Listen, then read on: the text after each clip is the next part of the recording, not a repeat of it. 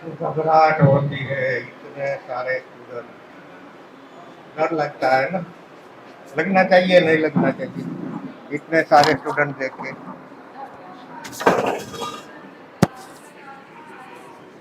आपकी ओर से जवाब नहीं आया कोई, डर लगना चाहिए या नहीं लगना चाहिए?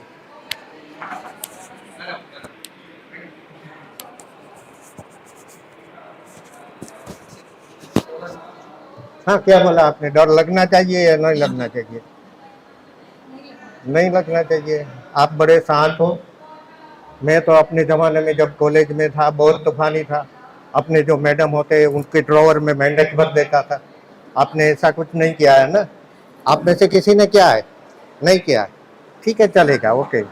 चलो, सबसे पहले तो मैं प्रिंसिपल श्री हितार्थ मेहता सर, मितेश जानी सर, मेरे पास जो भी नाम है, मुझे जितना पता है उतना नाम ले लूँगा। अमर ठक्कर, डॉक्टर वानी ओझा, सांझा सर, नीरव सर, और और कौन नाम है?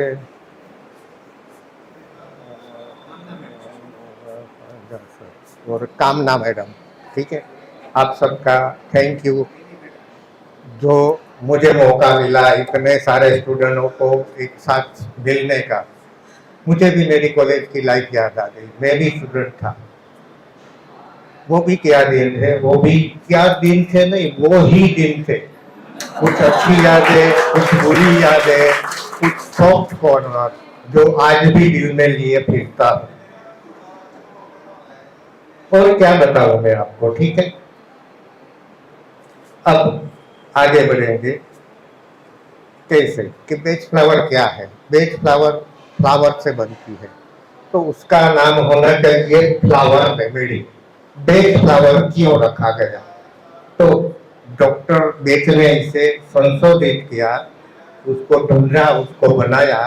इसीलिए डॉक्टर बेच को रिस्पेक्ट देते हुए डॉक्टर बेच का नाम उसके आगे लगा दिया गया कि लाइफ टाइम जब तक बेच रहेगी ही, सब लोग डॉक्टर बेच को याद करते रहे। अब बेच फ्लावर कैसे बनती है? बेच फ्लावर फ्लावर से बनती है। फ्लावर कहाँ ग्रो होता है? आप में से किसी को पता है फ्लावर कहाँ ग्रो होता है? फ्लावर फ्लावर कहाँ ग्रो होते हैं? फ्लावर की बात कर रहा हूँ। फ्लावर फ्लावर कहाँ ग्रो होता है? पेड़ पौधे में फ्लावर कहाँ ग्रो होता है? टॉप पर। अपना माइंड कहाँ है? टॉप पर। समझ में आ गया? ठीक है, थैंक यू। चलो, मैंने जब बताया ना कि हम लोग यहाँ आपको इम्प्रेस करने के लिए नहीं आए, न तो आपको कुछ कुछ सिखाने के लिए आए। हम लोग भी आपके जैसे स्टूडेंट ही है, बस कमियां ढूंढोगे तो मिल ही जाएगी। आखिर हम भी इंसान ही है। आपको ढूंढने की छूट है। जहाँ ऐसा लगे वहाँ तालियां भी बजा सकते हो, जहाँ ऐसा लगे वहाँ सीटियां भी बजा सकते हो। मैं भी कोशिश करूंगा आपके साथ सीटी बजाने की। बहुत साल हो गए सीटियां नहीं बजाई, देखता हूँ आता है कि नहीं आता है। मेरे पास मेरी क्लिनिक में कई बार अलग अलग कॉलेज से स्टूडेंट आते हैं, बट जब मैं स्टूडेंट को पूछता हूँ कि कौन सी कॉलेज से आ रहे हो, और जब स्टूडेंट बोलता है Rajkot homeopathic medical college, short name RSMC, तो जैसे ही RSMC सुनता हूँ, मेरी बॉल पेन ऑटोमेटिकली उसके आगे ए लगा देती है, ए ग्रेड। क्योंकि राजकोट में आई थिंक शायद 8 कॉलेज है, उसमें सबसे अच्छे ब्राइट और ब्रिलियंट स्टूडेंट होते हैं, तो वो है RSMC।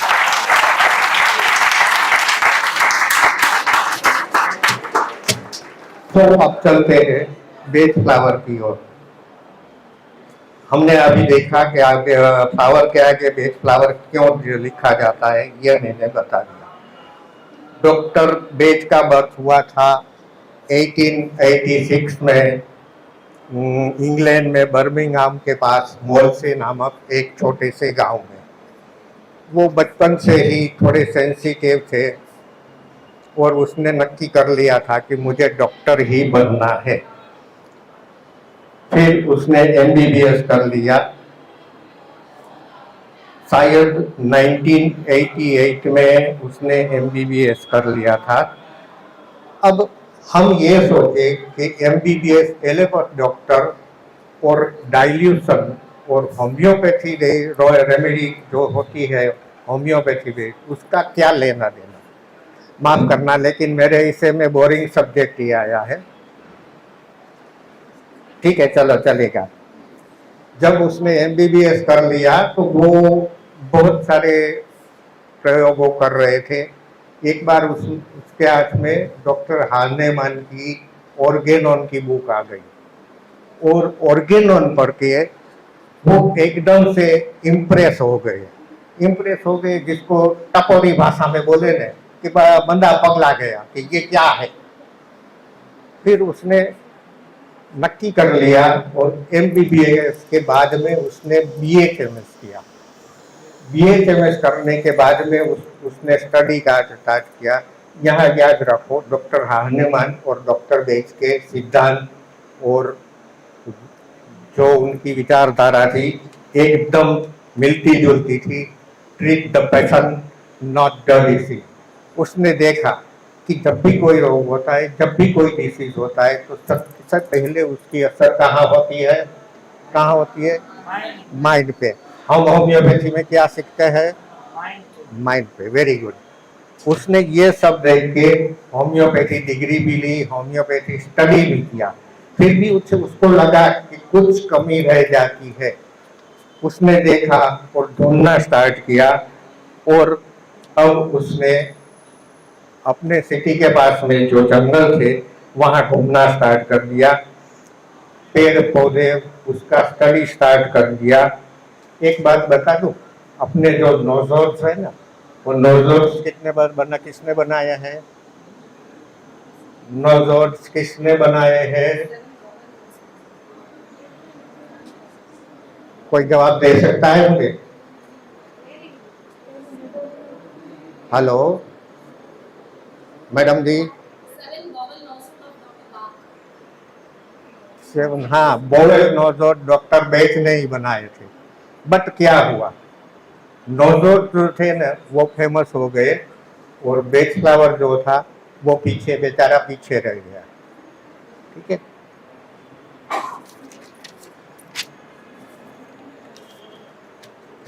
अब हम लोग, आपको भी सिखाया जाता है केस हिस्ट्री। केस हिस्ट्री आप सब जब लोग जानते हैं केस हिस्ट्री कैसे लेनी है, क्या करना है, कितने क्वेश्चन पूछने चाहिए? बहुत सारे, है ना कि नहीं? क्यों? बेच फ्लावर में ऐसा कुछ नहीं है। ओनली आपको देखना है माइल्ड सिम्टम्स।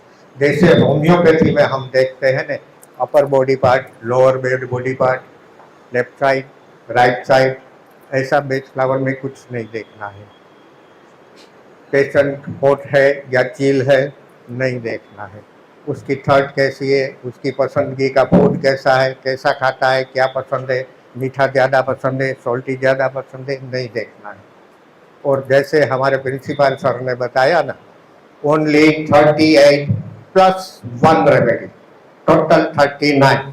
पहले जो रेस्क्यू रेमेडी थी वो कॉम्बिनेशन में गिनी जाती थी, अब उसको भी 38 नंबर दिया गया है।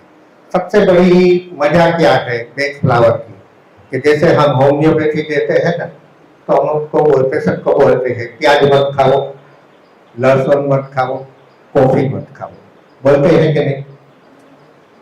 अच्छा, आप मानते हो ये नहीं खाना चाहिए?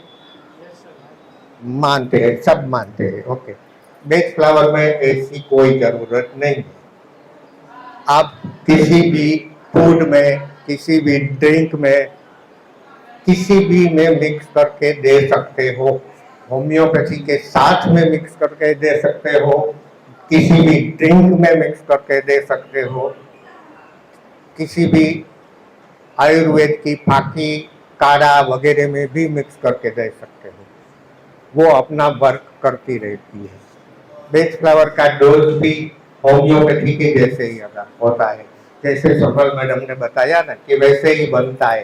पहले फूलों से, जिसको स्टॉक बॉटल बोलते हैं ना, वो मदर टिंचर जैसा बनाया जाता है, फिर उसमें से डाइल्यूशन बनाया जाता है। अब होम्योपैथी में हमारे पास डाइल्यूशन में क्या होता है, मदर टिंचर, उसके बाद में 1x 2x 3x 4x, फिर आता है 30 200 1m 10m cm।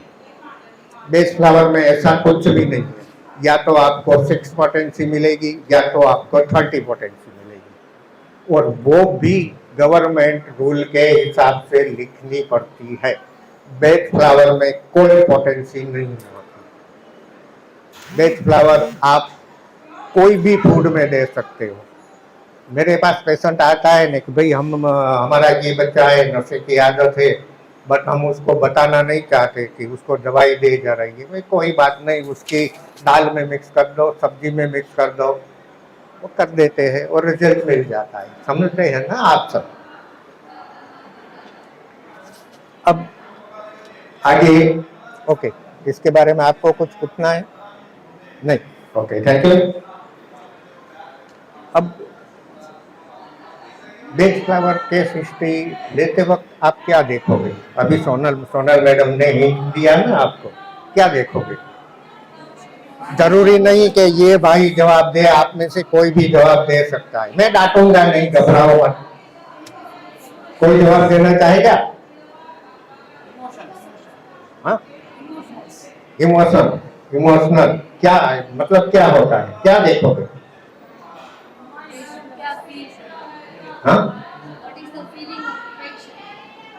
મને ગુજરાતી આવડે છે, હિન્દી આવડે છે, डोंट वरी।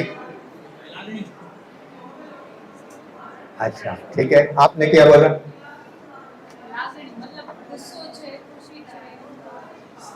हाँ, देयर यू आर। आपने वो पिक्चर देखा है ना, मुन्ना भाई एमबीबीएस, उसमें वो बोलता है कि केमिकल लोचा है। हाँ, बस यही है। 38 रेमेडी क्या है? हमारा खुद का माइंड है। जब किसी अच्छी या बुरी खबर मिलती है ना हमें, तो जो माइंड के 38 पार्ट्स जो है, खाना जिसको बोलते हैं, वो ओपन हो जाता है। थोड़ी देर में 34 35 इमोशंस अपने आप बैठ जाते हैं। बाकी जो 3 या 4 बचा, वो उसको हमें ट्रीट करना होता है कि भाई इसके नेगेटिव सिम्टम्स क्या है। बेच फ्लावर टोटली माइंड थ्रू ही वर्क करती है। एक खास ध्यान देने वाली बात यह है कि वो नेगेटिव सिम्टम्स जो है उसको ही रिमूव करेगा। जितनी भी आप में पॉजिटिविटी है उसको वो टच भी नहीं करेगा। तो इसीलिए बिना घबराए आप बेच फ्लावर देना है, उसकी कोई साइड इफेक्ट नहीं है, कोई एग्रेवेशन नहीं है, ठीक है, कोई नुकसान नहीं है। क्यों? फ्लावर से बनती है, उसमें कोई केमिकल्स नहीं। अब मेरी एक स्टूडेंट थी वलसाड़ से, पारुल देसाई, बीए वैद्य थी और एमडी थी। उसके साथ एक बार बात हो रही थी ना, तो उसने बताया था कि पेड़ की जितनी भी प्रॉपर्टी है ना, वो सब फ्लावर में आ जाती है। क्यों फ्लावर में आ जाती है? क्योंकि फ्लावर से फिर उसमें फल बनना चाहता है। तो पेड़ का फर्ज बनता है कि वो जितनी भी उसकी प्रॉपर्टी है ना, पहले फूल में डाल देता है, और वो प्रॉपर्टी को हम क्या करते हैं, बेच फ्लावर में कन्वर्ट करते हैं। अभी मैं उसको ये भी बताऊंगा आपको कि बेच फ्लावर कैसे बनती है, कैसे बनाया जाता है, ठीक है। Mind mind symptom, mind symptoms मतलब ये लोग तो जवाब दे रहे हैं, आपको आप में से कोई और जवाब दे सकता है क्या? माइंड सिम्टम्स किसको बोलते हैं? कोई नहीं? हाँ जी, ओनली डर को माइंड सिम्टम्स? माइंड सिम्टम्स क्या होता है? माइंड सिम्टम्स क्या होता है?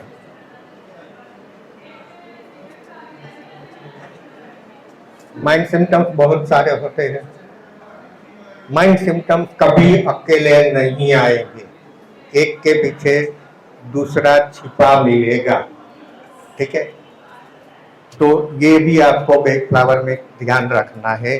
पेशेंट का मेंटल सिम्टम्स क्या है, पेशेंट बेचैन कितना है, डरा हुआ कितना है, लापरवाह कितना है, चिड़चिड़ा कितना है, गुस्सा कितना है, दुख दर्द गम को कैसे लेता है, छिपाता है या तो हंसते हुए उसको बेयर करता है, तकलीफें बार बार होती है या वो तकलीफ की वजह से उदास हो जाता है, निराश हो जाता है, उसकी थकान कैसी है, वीकनेस कैसी है, थकान या तो जिसको हम वीकनेस बोलते हैं वो फिजिकल ज़्यादा है या मेंटली ज़्यादा है, ये सब आपको देखना है। और बेच फ्लावर को आप सिंगल भी दे सकते हो, कॉम्बिनेशन में भी दे सकते हो, जैसे बताया वैसे ही किसी भी फूड में भी दे सकते हो, ड्रिंक में भी दे सकते हो, यानी यहाँ तक कि स्टेट डोज भी दे सकते हो।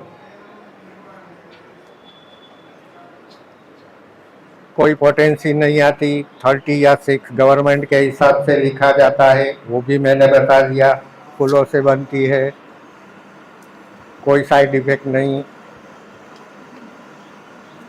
डॉक्टर बेज ने जब स्टडी स्टार्ट किया ना होम्योपैथी, तो उसने देखा कि हर पेशेंट का नेचर अलग अलग होता है। एक ही सिम्टम, एक ही डिसीज जब होता है तो कोई चिल्लाता है, कोई चुपचाप सहन करता है, कोई अपसेट हो जाता है। उसने देखा कि रोग होने से पहले सबसे पहले उसका असर माइंड पर होता है और पेशेंट की मानसिक अवस्था बदल जाती है। तो अब हमें क्या करना है कि अब पेशेंट का जो माइंड सिम्टम्स है वो देखिए, उसकी बदली हुई जो सिम्टम्स चेंज हुए उसको देखिए और पेशेंट को ट्रीट कीजिए। सबसे पहले डॉक्टर बेच ने जो ढूंढी वो थी 12 रेमेडी बनाई थी, उसके बाद में बाकी की सब बनाई।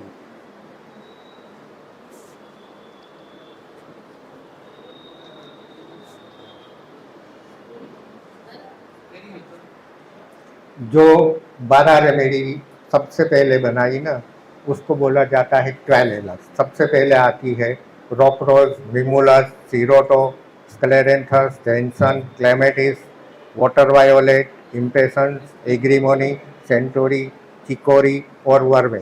ये थी वो पहली 12 रेमेडी जो डॉक्टर बेच ने ढूंढ निकाली थी और उसके प्रयोग करते रहते थे।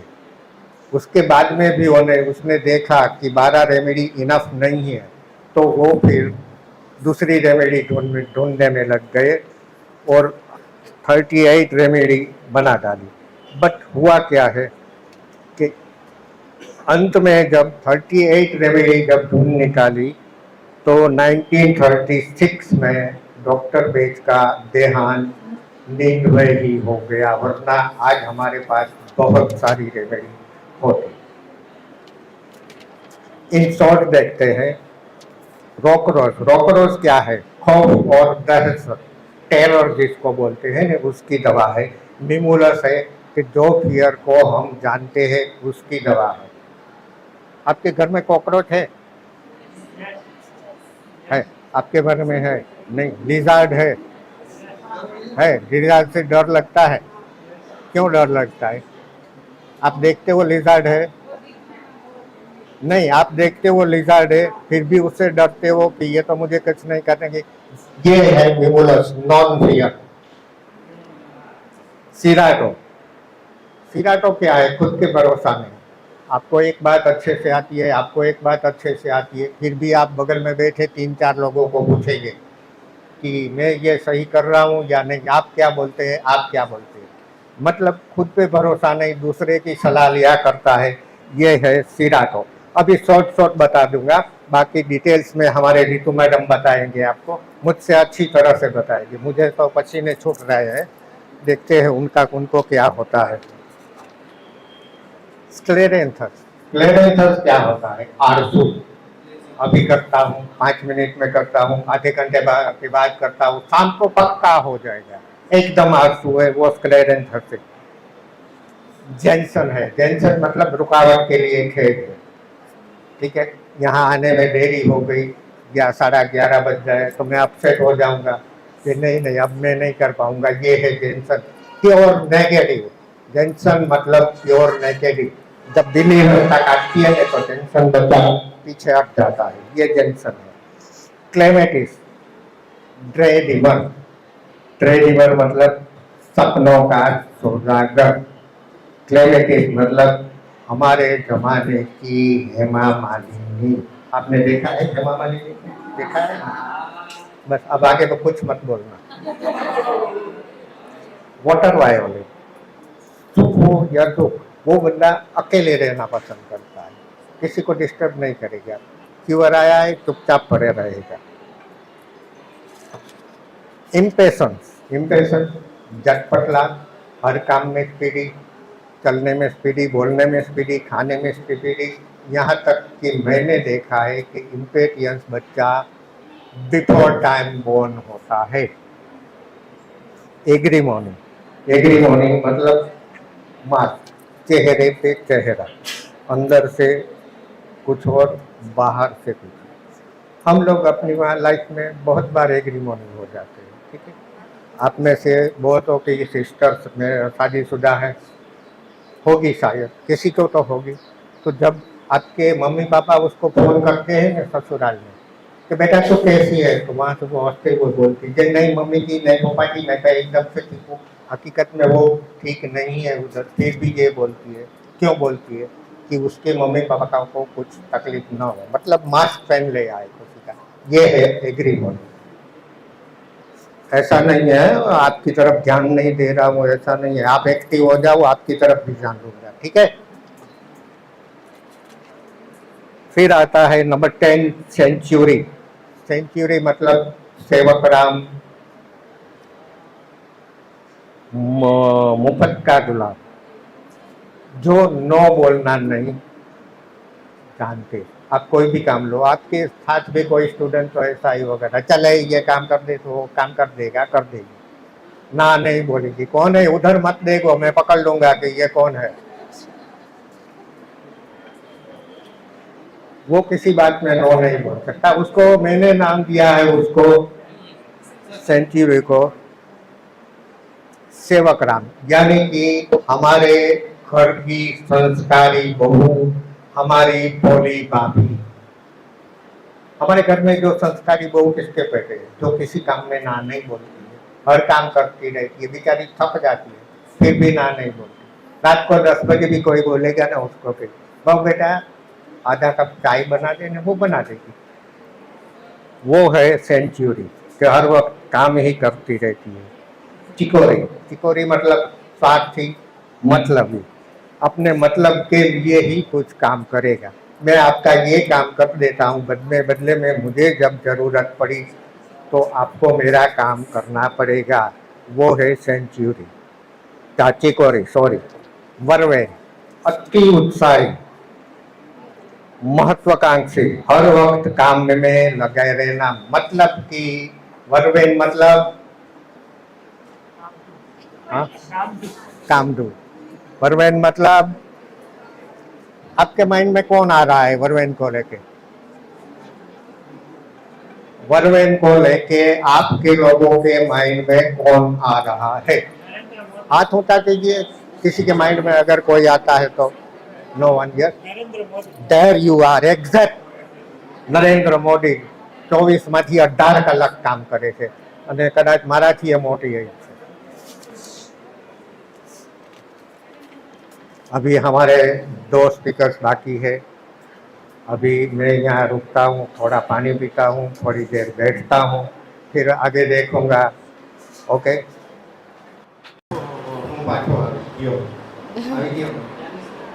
हाँ पाड़े बोलिए, बेसी जाओ नहीं मैडम जी, रेस्क्यू की बात करी ने कि रेस्क्यू हमेशा मारे पॉकेट में हो, मारी बेग में हो, मारा घरे हो के मारा क्लिनिक में तो हो। आज थी 15 वर्ष पहला रातना 3 वागे मारी मिसिस ने एटेक आयो। એને ખબર નહોતી મને એટેક આવે, મને ઉઠાડ્યો, છાતીમાં પહેરીને એકદમ થાય તો સુઈ જાવ, ઊભી તો શું, હાથ પકડો, હાથ એકદમ થતો, નખ ગાયો, પગમાં નખ ગાયો, કપાળ આયકો, સમજી ગયો એટેક છે. તરત જ બંને છોકરા જે ઉપરના રૂમમાં સોતા હતા એને બોલાવ્યા, નીચે નાના છોકરાને કીધું બોક્સ ખોલ, એમાં આગળ બોટલ છે, મને ફટાફટ મને કે એના શું વસ્તુ ભેજા માર્કેટમાં મને ફટાફટ એ આપે. 5 મિનિટના અંતરે એને એ ડ્રોપ મોઢામાં નાખતો ગયો. 15મી મિનિટમાં ટેમ્પરેચર રિટર્ન. છોકરાને કીધું હવે તમારે એમ્બ્યુલન્સ બોલાવવી હોય તો બોલાવો, ગાડીમાં લઈ જવી હોય તો ગાડીમાં લઈ જાઓ, હોસ્પિટલ સુધી પહોંચી જશે, તમારી મમ્મીને કાંઈ નથી. કોરોના કેવો હતો 2021માં? હું પોતે કોરોનાનો પેશન્ટ બની ચૂક્યો. 4 સિનર્જી, જ્યાં લોકો ડૉક્ટરને પગે પડતા, પૈસાની બેગ મૂકતા કે અમને બેડ આપો. એના 2 જે મેઇન ડૉક્ટર હતા મને ઓળખતા હતા, એણે મને કહી દીધું એક પણ બેડ નથી. અચાનક સાંજે ફોન આવ્યો, એક બેડ ખાલી છે, તાત્કાલિક. મને બંને છોકરા હોસ્પિટલે લઈ ગયા. ત્યાં સુધી મને ખબર હતી, ટેસ્ટ કર્યા બધા, ત્યાં સુધી ખબર હતી. પછી અનુભવ બીજે દિવસે સાંજે આંખ ખોલી જોયું હોસ્પિટલમાં બધા કાંઈ વાંધો નહીં, એડમિટ છે. નેક્સ્ટ ડે ડૉક્ટરે બંને તપાસ કરવા આવ્યા, જોયું મને. મેં કીધું નથી સર, હું મારી બેચલર અને હોમિયોપેથી લેવા માગું છું. ડૉક્ટરે મારા ફેમિલી મેમ્બરને કહી દીધું હતું ઓલ્ડ એજ છે, સુગર પેશન્ટ છે, તમે મેન્ટલી પ્રિપેર રહેજો, અમે બનતી કોશિશ કરીએ છીએ. આઈનો જી હોમિયોપેથીનો મારો સપ્લાયર છે, તાત્કાલિક ફોન કર્યો, મને કલાકમાં આટલી રેમેડી જોઈ. મેં બેચલર અને હોમિયોપેથી સ્ટાર્ટ કરી દીધી. નેક્સ્ટ ડે એનું રિઝલ્ટ જોઈને 4 સિનર્જીના ડૉક્ટર આશ્ચર્યચકિત થઈ ગયા કે આટલા ટાઈમમાં તમે પહેલો કેસ છો કે આટલી એજ અને સુગર પેશન્ટ છે, તે છતાંય તમારી રિકવરી ફાસ્ટ. 7 ડેઝ આઈસીયુમાં રહ્યો. તે લોકોએ આશા મૂકી દીધી હતી, એને બદલે હું પાછો જીવતો જાગતો આવ્યો. એ પછીનું નેક્સ્ટ હમણાં યાદ આવી ગયું? હા.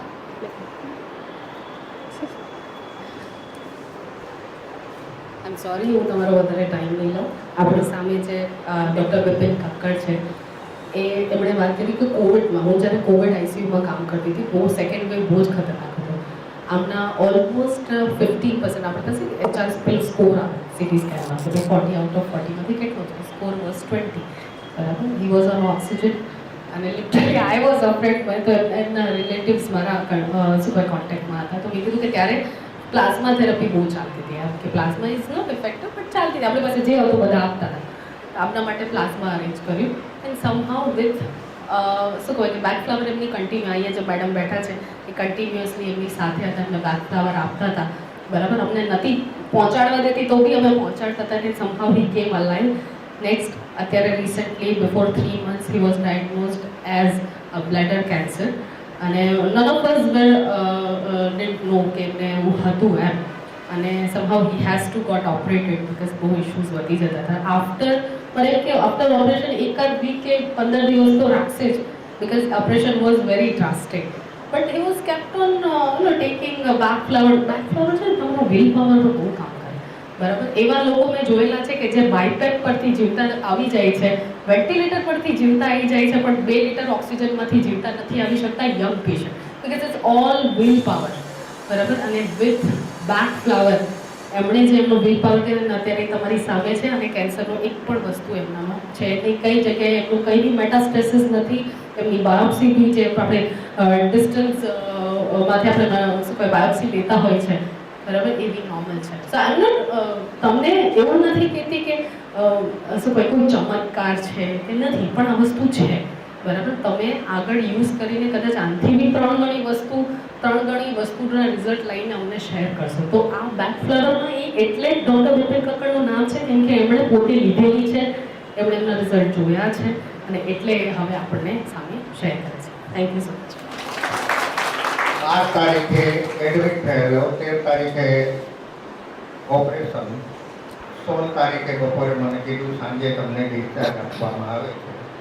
બધું પેપર્સ ને બધી વિધિ પતાવીને સાંજે 6 વાગે ઘરે પહોંચ્યો. ઘરે પહોંચીને 2-3 દિવસ ત્યાં માર્યો નહોતો, નાવાની હજી છૂટે નહોતી.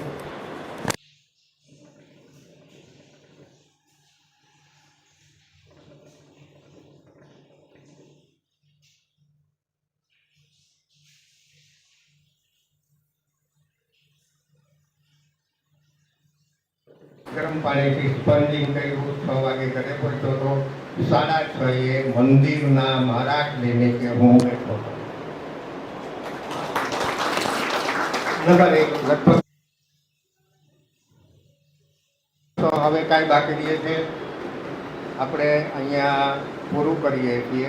જાતા એક વાત કહી દઉં, તમારે લોકોને ક્યારે કેમ્પ કરવો હોય હોમિયોપેથીનો, રામેશ્વર મહાદેવ મંદિર ટ્રસ્ટ તમને પૂરો સહયોગ આપશે, બધી સગવડતા આપશે. નંબર 2, આપમાંથી જો કોઈને બેચ ફ્લાવર શીખવાની ઈચ્છા હોય તો એક ગ્રુપ બનાવો, ફ્રી ઓફ ચાર્જ. દર રવિવારે હું ક્લાસ લઈ તમને પર્સનલી શીખડાવીશ. આ બધું કાંઈ લખવાની જરૂર નથી, ફ્રી ઓફ ચાર્જ શીખડાવીશ. એક વાત સમજી લો, બેચ ફ્લાવર ઉપર હું કેટલા ક્લાસ ચલાવું છું ને, 60 દિવસનો ટાઈમ જોઈએ.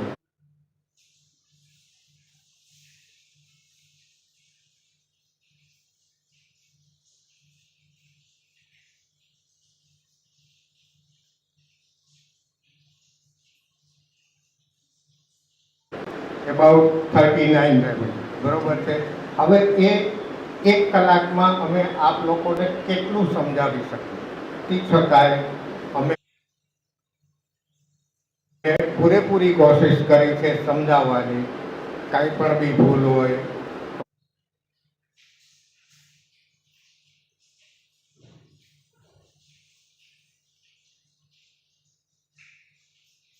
मैं पहला कीधुं હતું कि भूल ढूंढोगे भूल मिलेगी, गलती ढूंढोगे गलती मिलेगी, ढूंढा कुछ।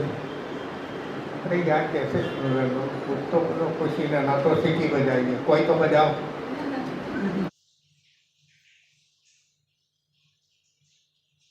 आती ही नहीं है, सीखना है किसी को सीटी बजाना। हाँ, आपको सीखना है, अच्छी बात है। चलो ओके साधु मैडम बुक बेच फ्लावरનો ઉપયોગ દર વર્ષે મારે એક રેમેડી 1 લીટર જોઈએ છે. હું સિટી કંપનીમાંથી જ મંગાવું છું, બરાબર છે. અહીંયા જે લોકો લૂઝ આપે છે હું ભરોસો નથી. નંબર 2માં મને 2 સ્ટુડન્ટ જોઈએ. કોઈને બેક પેઇન છે, સામાન્ય બેક પેઇન હશે કોઈ ચાલશે. બેક પેઇન કોઈને કમ્પ્લીટ. નંબર 2માં ગેસ ટ્રબલ વાળા, હેડેક વાળા કોઈ.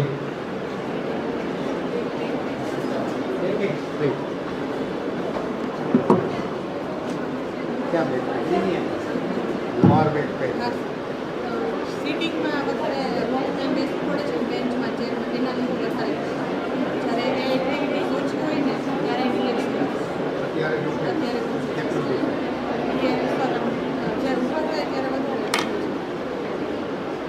મારી સામે એક બધે આ કામ બીજા બીજું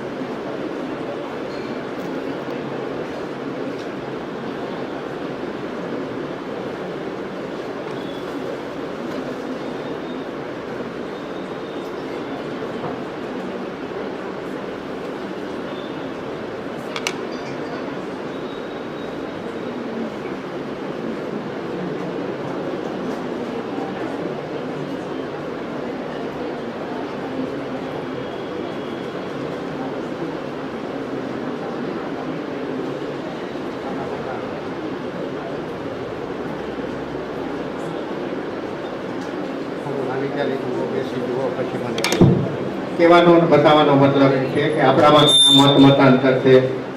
મધર ટીચર હોમિયોપેથી નથી, બાયોસોલ્ટ હોમિયોપેથી નથી, આ હોમિયોપેથી નથી, પેલું હોમિયોપેથી નથી. કોઈ પણ વસ્તુનો ઉપયોગ કરો, mother teacher, single remedy, bio salt, bio combination, સાથે સાથે એક્યુપ્રેશર. આપણો ધ્યેય શું હોવો જોઈએ? કોઈ પણ હિસાબે પેશન્ટ કેવો થવું જોઈએ. પછી ચાહે તમે મધર ટીચર આપો છો, બાયો સોલ્ટ આપો છો કે હોમિયો રેમેડી આપો છો, એ જરૂરી નથી. જ્યાં સુધી તમે લોકો જે સ્ટુડન્ટ છો ત્યાં સુધી તમારે સ્ટડીમાં જ ધ્યાન આપવાનું છે. આવી બધી બાબતમાં ધ્યાન નથી આપવાનું. હું જીવતો હોઈશ તો તમને જરૂર બતાવીશ કે ઇઝીલી તમારે કઈ રેમેડી આપવાની છે. જે લોકોએ સ્ટડી પૂરું કરી લીધું છે, ઇન્ટર્નશીપ પૂરું કરી લીધું છે, એ લોકો મંદિરે આવશે. હું તમને અલગ ટેબલ આપીશ, અલગ ખુરશી આપીશ. પેશન્ટ તમારે જ લેવાનું રહેશે. હું સાથે બેઠો હોઈશ, એ ચિંતા નહીં કરતા. મતલબ તમને જે પણ કાંઈ સપોર્ટ જોઈએ એ બધા સપોર્ટ આપવા હું તૈયાર છું. ઓકે, અહીંયા થોડુંક આમ વધારે ફીલ નેક્સ્ટ ટાઈમમાં કેટલો ફરક બેકમાં અત્યારે થોડુંક આમ જે હોય એ સાચું જ કહેવાનું. રિલીફ છે પણ આમ કંઈ વધારે એટલી વારમાં કેટલો ફરક પડે, બરોબર છે? આ રીતે તમે તમારા પેશન્ટમાં એક્યુપ્રેશર, સુજોગ ગમે એનો ઉપયોગ કરી શકો છો. બરોબર છે? હોમિયોપેથી અમુક મધર ટીચરના એક્સટર્નલ યુઝે સારા છે કે જે લગભગ તમને અહીંયા શીખડાવવામાં, કોઈ કોલેજમાં શીખડાવવામાં નથી આવતું. મધર ટીચર બી કોઈ કોલેજમાં શીખડાવવામાં નથી આવતા, પણ બહુ સારા છે. Thank you. હવે સમાપન કરીશું અહીંયા. ઓકે, ફરી મળશું જ્યારે મોકો મળશે ત્યારે. બાકી આપ સૌમાંથી કોઈ પણ બી રામેશ્વર મંદિર, રામેશ્વર ચોક આવી શકો છો. મારો નંબર નોટ કરવો હોય કરી લ્યો.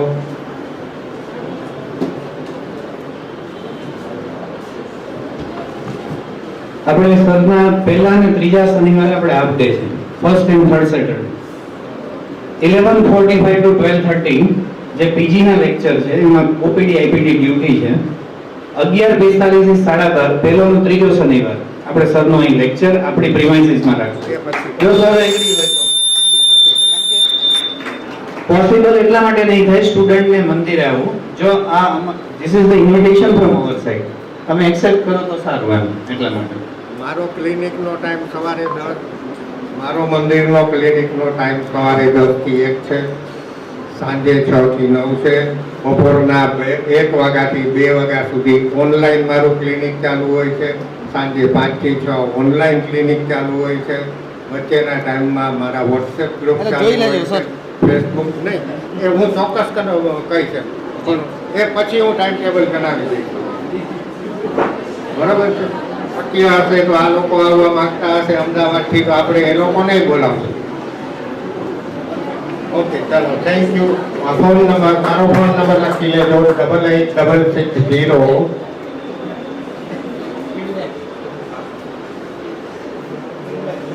3549 886660 3549. ઓકે, ચાલો, ગુડ બાય. મળીએ પછી.